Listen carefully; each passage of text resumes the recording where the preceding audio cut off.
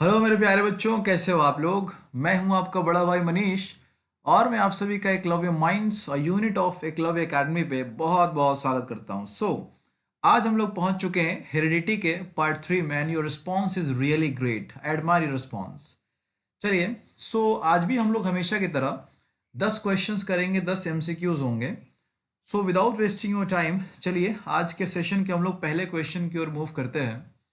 ये सवाल हमसे कह रहा है मेरे प्यारे बच्चों की इनमें से आपके सामने 4 ऑप्शंस दिए गए हैं और आप बताओ कि इनमें से कौन सा जेनेटिक वेरिएशन है। मीन्स कि जो भी वेरिएशंस आपके सामने आपको बताने हैं, कौन सा जेनेटिक वेरिएशन है।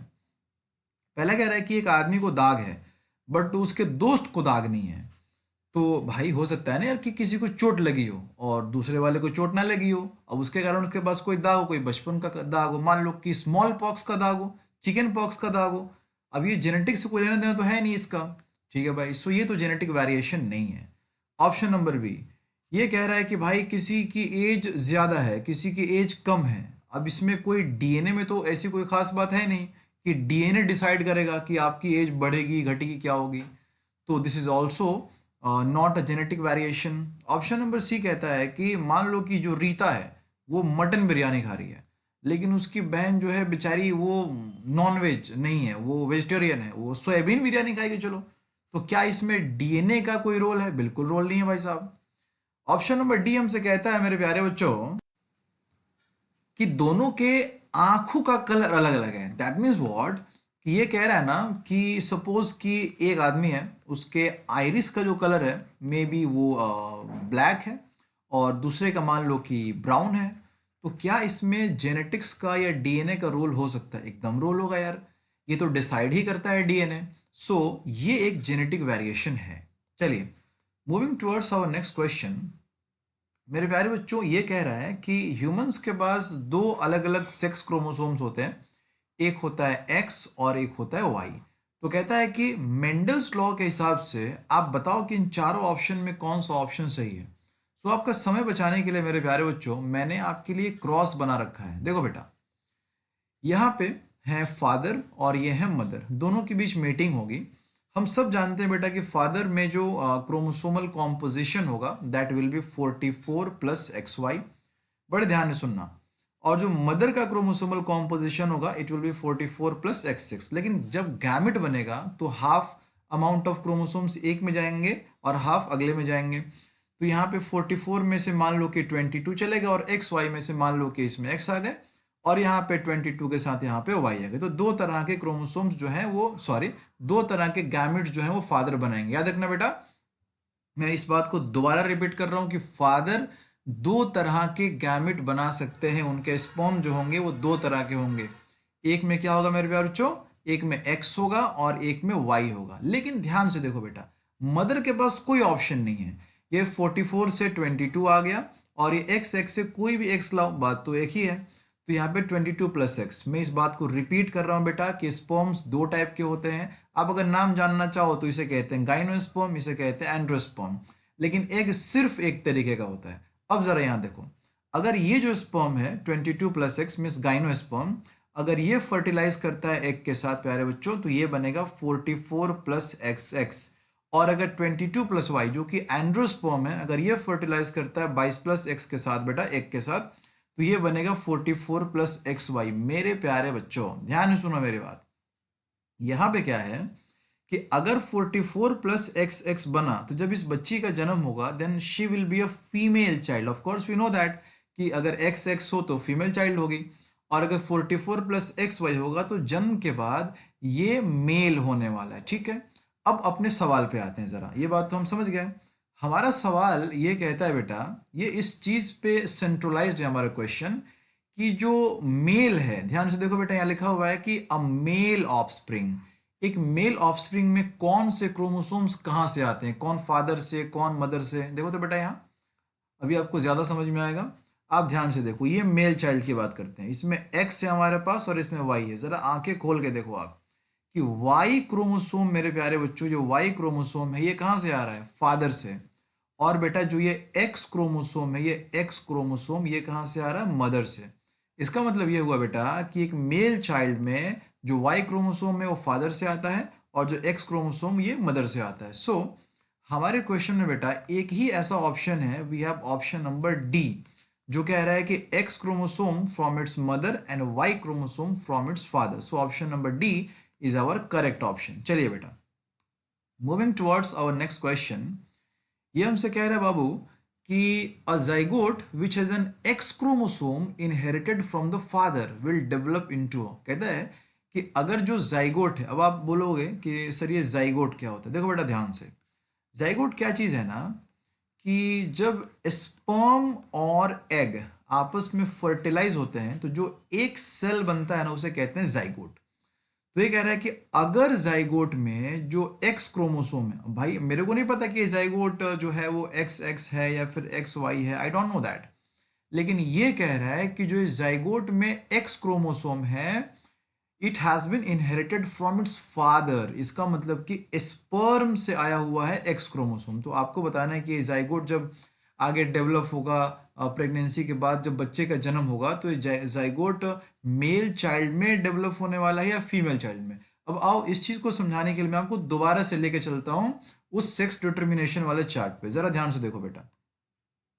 ये कह रहा है मेरे प्यारे बच्चों, इसने कहा है कि जाइगोट में जो एक्स क्रोमोसोम है वो फादर से आया। बाबू यार जरा ध्यान से देखो तो, सिर्फ इस वाले केस में, सिर्फ इस केस में जो है वो एक्स क्रोमोसोम आया फादर से। इसका मतलब ये है कि अगर फादर से एक्स आया तब तो यार मदर से तो एक्स आना ही है, मदर और को तो कुछ दे नहीं सकती, मदर के पास सिक्स तो एक्स क्रोमोसोम है, लेकिन फादर के पास एक्स भी है वाई भी है। लेकिन मदर से अगर फादर से एक्स क्रोमोसोम आया और मदर से भी एक्स आया देन डेफिनेटली ये जो चाइल्ड होने वाला है that is going to be 44 plus X X, and this child is going to develop into a female child. ठीक है बेटा, सो यहाँ पे हमारे पास जो ऑप्शन हो जाएगा बाबू, ये ऑप्शन हो जाएगा गर्ल, मतलब कि she will be a female child, she will be a girl child. चलिए मेरे प्यारे बच्चों, moving towards our next question, ये हमसे कह रहे हैं बाबू कि the two versions of a trait which are brought in by the male and female gametes are situated on. आपको मैं एग्जांपल समझा रहा हूँ, जस्ट सपोज कि कोई एक पी प्लांट है जिसकी जो जीनोटाइप है वो एक कैपिटल टी स्मॉल टी। अब इसका मतलब क्या है, इसका मतलब ये बेटा कि ये होमोलोगस क्रोमोसोम्स रहे होंगे और ये होमोलोगस क्रोमोसोम पे ये कैपिटल टी और स्मॉल टी लोकेटेड होगा। मतलब मान लो बाबू कि यहाँ पे होगा कैपिटल टी और यहाँ पे होगा स्मॉल टी। बड़े ध्यान से सुन लो बाबू, तो किसी भी प्लांट का जीनोटाइप या किसी भी ऑर्गेनिज्म का आप जीनोटाइप देखो, मान लो कैपिटल टी स्मॉल टी, इसका मतलब ये होता है कि जो पेयर ऑफ क्रोमोसोम्स है, पहली बात मैं आपको बता दूं कि इन पेयर ऑफ क्रोमोसोम्स को हम लोग कहते हैं बाबू homologous chromosomes. And to be exact, आप अगर हायर क्लासेस में पढ़ोगे बेटा कि ये क्रोमोसोम नंबर 4 होते हैं अगर पी प्लांट की बात करें तो। खैर, तो ये बात मैंने आपको इसलिए बताई क्योंकि सेम नंबर ऑफ क्रोमोसोम को ही हम लोग बोलेंगे बेटा होमोलोगस क्रोमोसोम्स। तो एक होमोलोगस क्रोमोसोम पे मान लो कि एक अलील होगा और दूसरे पे दूसरा अलील होगा।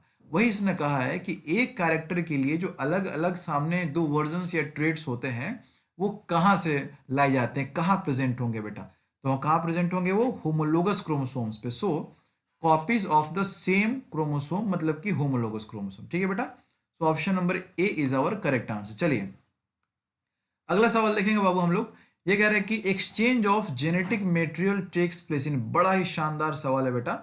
अब जरा मैं इस सवाल को आपको तोड़ तोड़ के समझा रहा हूं। ये कह रहा है एक्सचेंज ऑफ जेनेटिक मेटेरियल, इसका मतलब ये है कि यहाँ पे कुछ तो एक्सचेंज हुआ है जेनेटिक मेटेरियल में।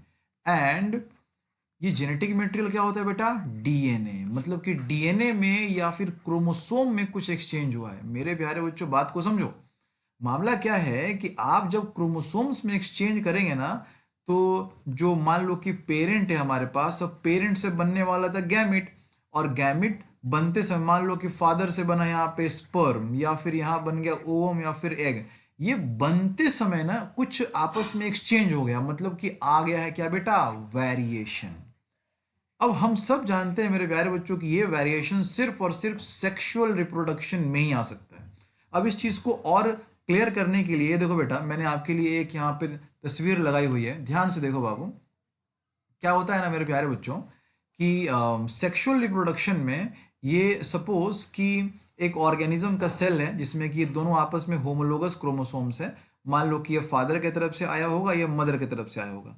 जब ये गैमिट बना रहा होता है ना बाबू, तो गैमिट बनाते समय ध्यान से देखो, यहाँ पे आपस में क्रॉसिंग ओवर होता है जिसे हम कहते हैं रिकॉम्बिनेशन। और इसके बाद से ये गैमिट जरा सा अलग टाइप का बनेगा और ये गैमिट अलग टाइप का। बहुत इंपॉर्टेंट पॉइंट है मेरे प्यारे बच्चों। इसीलिए कहते हैं कि वेरिएशन सिर्फ और सिर्फ सेक्सुअल रिप्रोडक्शन में ही आ सकता है। तो ये हमारा जवाब क्या होगा बेटा, यहाँ पे हमारा जवाब हो जाएगा सेक्सुअल रिप्रोडक्शन में ही जो जेनेटिक मेटेरियल है उसका एक्सचेंज संभव है। ठीक है बेटा। So moving towards our next question मेरे प्यारे बच्चों, ये कह रहे हैं बाबू कि which one of the Mendel's laws states that when two homozygous individuals with one or more sets of contrasting characteristics are crossed, the characteristics which appear in F1 hybrid are dominant and those which do not are recessive। मतलब ये बेटा एक example समझ रहे, देखो बेटा, मान लो कि हमने एक टॉल प्लांट क्रॉस कराया एक ड्वार्फ से। बाबू ध्यान से सुनो, ये प्लांट जो है ये है टॉल और ये जो प्लांट है बेटा ये है ड्वार्फ। ये कहता है क्रॉस कराने के बाद भाई जाहिर सी बात है यार कि यहाँ से गैमेट हमें कैपिटल टी मिलेगा, यहाँ से स्मॉल टी। आप जब इन दोनों गैमेट्स को आपस में फर्टिलाइज कराएंगे आपको सारे प्लांट्स मिलने वाले कैपिटल टी स्मॉल टी। और आप मेरे को बताओ, आप सोच के बताओ, ये प्लांट टॉल होने वाला है या ड्वार्फ? जाहिर सी बात है यार ये प्लांट तो टॉल होने वाला है। अच्छा, वही कह रहा है कि यहाँ पे कैपिटल टी भी आया स्मॉल टी भी आया, लेकिन ये प्लांट कैसा हुआ? टॉल। मीन्स किसकी बात मानी गई? कैपिटल टी की बात मानी गई, स्मॉल टी की यहाँ बात नहीं मानी गई। क्यों बेटा? क्योंकि कैपिटल टी डोमिनेंट है और स्मॉल टी रेसेसिव है। अब सवाल ये है कि ये सारी जो चीजें आप देख रहे हो मेंडल के कौन से लॉ से समझ आती है? Of course you know that Mendel's first law of inheritance, law of dominance. कि मेंडल का जो लॉ ऑफ डोमिनेंस था वही इस बात को समझाया गया था। ठीक है बेटा, चलिए, so option number B is the correct answer. बेटा मूव करते हैं अपने अगले सवाल पे। बड़ा अच्छा सवाल है बाबू ये कह रहा है कि एक दो टोमेटो के प्लांट्स लिए गए जिनमें से ग्रीन स्टेम्ड टोमेटो प्लांट को क्रॉस कराया गया पर्पल स्टेम टोमेटो प्लांट से। अच्छा, एक चीज़ आप नोटिस करो यार कि जो टमाटर का प्लांट था उसमें जो ग्रीन स्टेम का होना इस कैपिटल जी मीन्स वो डोमिनेंट है और पर्पल स्टेम का होना इज एक्चुअली रेसेसिव। तो इसका मतलब ये है, ये कह रहा है कि हमने एक ग्रीन स्टेम वाले प्लांट को क्रॉस कराया पर्पल स्टेम वाले प्लांट से और इससे पहले तो हमको F1 जनरेशन मिला, फिर हमने आपस में सेल्फिंग कराई तो हमें F2 जनरेशन मिला। अब ये जानना चाहता है कि इस F2 जनरेशन में कितने परसेंट प्लांट्स जो है वो पर्पल हैं। मैं चाहूंगा कि आप इस वीडियो को पॉज करो और उसके बाद इसका सॉल्यूशन देखो। ठीक है बेटा, उम्मीद है कि आपने नहीं बनाया होगा, मैं तो सारा जानते हैं आपके बारे में। चलो खैर मैं बताता हूँ आपको। देखो बेटा, मामला क्या है, मैं इस चीज़ को समझाने के लिए मैंने ऑलरेडी यहाँ पे क्रॉस बनाया हुआ है। यहाँ पे देखो बाबू, इस क्रॉस में मैंने समझाया है कि हमने एक प्लांट लिया ग्रीन, यहाँ पे हमने एक प्लांट लिया पर्पल, मतलब कि पर्पल स्टेम्ड और ग्रीन स्टेम। जाहिर सी बात है कि यहाँ से हमें गैमेट मिलेगा कैपिटल जी, यहाँ से गैमेट स्मॉल जी, दोनों आपस में फर्टिलाइज करेंगे तो कैपिटल जी स्मॉल जी मिलेगा। F1 जनरेशन मिल चुका है, सारे के सारे ग्रीन होने वाले भाई साहब। अच्छा, ग्रीन ही क्यों हुए? क्योंकि यार अभी तो मैंने बताया कि जो ग्रीन है वो डोमिनेंट है और यहाँ पे हमें मिला कैपिटल जी स्मॉल जी, मीन सारे के सारे F1 ही हैं। तो किसी भी दो को हमने ले लिया और आपस में क्रॉस करा दिया। अच्छा भाई, अब जाहिर है कि कैपिटल जी स्मॉल जी है तो दो तरह के गैमेट्स होंगे, एक कैपिटल जी एक स्मॉल जी। यहाँ भी दो तरह के कैपिटल जी स्मॉल जी और आपस में इनको क्रॉस कराएंगे। तो मैंने सुविधा के लिए पुनेट स्क्वायर बनाया हुआ है। अब ये ऑलरेडी आपने क्रॉसेस देखे हुए हैं कि यहाँ पे अगर हमने क्रॉस कराएंगे तो यहाँ हमें मिलेगा कैपिटल जी, यहाँ कैपिटल जी स्मॉल जी, कैपिटल जी स्मॉल जी और स्मॉल जी स्मॉल जी। एक चीज जरा नोटिस करो यार, चार में से तीन तो ग्रीन है और एक पर्पल है। बिल्कुल वैसा ही है जैसे मोनो हाइब्रिड क्रॉस हम कराते हैं ना मेंडल का। तो अगर आपसे मैं पूछूं मेरे प्यारे बच्चों कि आप मेरे को बताओ कि कितने परसेंट प्लांट्स के पर्पल होने की संभावना है? जाहिर सी बात है यार 25%। ठीक है बेटा, उम्मीद है आपको ये चीज़ें समझ में आ रही होंगी मेरे प्यारे बच्चों। सो यहाँ पे हमारा सही ऑप्शन क्या होगा बेटा? 25% जो F2 जनरेशन में प्लांट्स होंगे वो होंगे पर्पल। मीन्स संभावना है कि 25% जो है वो पर्पल होने वाले। ठीक है बाबू, चलिए। सो मेरे प्यारे बच्चों, moving towards our next question. यहाँ देखो, ये कहता है कि the number of sex chromosomes in the zygote of human being, मतलब कि मान लो कि कोई ह्यूमन बीइंग है, अब उसके जाइगोट में ये बताओ कि सेक्स क्रोमोसोम्स की संख्या कितनी होगी। अब इसको भी समझाने के लिए मैंने यहाँ पे ये सेक्स डिटर्मिनेशन का चार्ट लगाया हुआ है। मैंने सोचा कि भाई जब मैंने इतने मेहनत से बनाया तो चिपका देता हूँ यहाँ भी। यहाँ देखो, ये है मेरे प्यारे बच्चों जाइगोट, जो कि स्पर्म और ओवम के मिलने से बनेगा। अब आप ज़रा ध्यान से देखो, इस केस में ये भी जाइगोट में सेक्स क्रोमोसोम्स हैं और ये भी जाइगोट में सेक्स क्रोमोसोम्स हैं। अब चाहे आप फीमेल चाइल्ड के रूप में डेवलप होने वाले जाइगोट को देखो या फिर मेल को, यहाँ पे दोनों ही केस में आपको one pair of sex chromosomes मिलेंगे। मैं मानता हूँ इस बात को यार कि वन पेयर में फीमेल जाइगोट में एक्स एक्स होंगे और मेल में डेवलप होने वाला जाइगोट में एक्स वाई होंगे। अलग अलग तो हैं बट हैं तो एक पेयर ना प्यारे बच्चों। One pair means two. अगर पेयर में पूछे तो वन और नंबर में पूछे तो टू। सो मेरे प्यारे बच्चों, यहाँ पे अपना सही ऑप्शन क्या होगा बेटा, one pair. So option number C is our correct answer. चलिए moving towards our next question. बेटा ये सवाल हमसे कह रहा है कि a cross between a tall plant and a short plant resulted in progeny that were all tall. ये कह रहा है मेरे प्यारे बच्चों कि एक हमने टॉल प्लांट लिया कैपिटल टी, एक लिया ड्वार्फ प्लांट स्मॉल टी, दोनों का क्रॉस करा है, करा भाई क्रॉस। यहाँ से हमें मिलेगा जो गैमेट है कैपिटल टी, यहाँ से मिलेगा बाबू स्मॉल टी। दोनों को आप क्रॉस कराएंगे तो कैपिटल टी स्मॉल टी सारे के सारे मिलेंगे, सारे के सारे ही आपको टॉल मिलने वाले। अब ये कहता है कि ये जो आपको बात समझ में आई, इससे क्या कंक्लूजन निकलता है। भाई जाहिर सी बात है यार, मैंने थोड़ी देर पहले भी आपको बताया था, कंक्लूजन यही निकलता है कि कैपिटल टी डोमिनेंट है और स्मॉल टी रेसेसिव है। यही कंक्लूजन मेंडल ने भी निकाला था। तो आप कह सकते हो कि tallness is a dominant trait. So मेरे प्यारे बच्चों, option number A is our correct answer. चलिए next question, last question of this session. मेरे प्यारे बच्चों ये सवाल है, कहता है कि इनमें से कौन सा स्टेटमेंट गलत है, कौन सा स्टेटमेंट इनकरेक्ट है। अब देखो बेटा, यहाँ पे बात हो रही है एंजाइम्स की, जीन की, प्रोटीन की, हार्मोन की, फैट्स की। मेरे प्यारे बच्चों मैं यहाँ पे थोड़ा सा ना रेस्ट्रिक्टेड बात करूंगा आपसे, क्योंकि हम लोग क्लास 10th के स्टूडेंट्स हैं तो बहुत डिटेल्स में नहीं जाएंगे, लेकिन चलो फिर भी मैं आपको बता रहा हूँ। यहाँ देखो मामला क्या होता है ना बेटा, कि हमारे बॉडी में होता है डीएनए। डीएनए से बनता है मेरे प्यारे बच्चों एमआरएनए, और एमआरएनए से बनती है बेटा प्रोटीन। बड़े ध्यान से सुन लो बाबू, ये हालांकि हायर क्लासेस में आपको ज़्यादा समझ में आएंगी। डीएनए से एमआरएनए बनने को मेरे प्यारे बच्चों हम लोग कहते हैं ट्रांसक्रिप्शन, और एमआरएनए से प्रोटीन बनने को बेटा हम लोग बोलते हैं ट्रांसलेशन। सो एक बात तो आपको समझ आएगी कि भाई साहब जैसा प्रोटीन बनेगा, सुन लो ध्यान से, जैसा प्रोटीन बनेगा एक्चुअली उसके लिए ऑलरेडी डीएनए प्रेजेंट है आपके बॉडी में। मीन्स जैसा डीएनए होगा वैसी ही प्रोटीन आपके बॉडी में बनने वाली है। अब इस प्रोटीन का आप जो करो, अब इस प्रोटीन का आप चाहे तो जैसा एंजाइम बना लो, क्योंकि लगभग सारे एंजाइम्स बेटा प्रोटीन के ही बने होते हैं।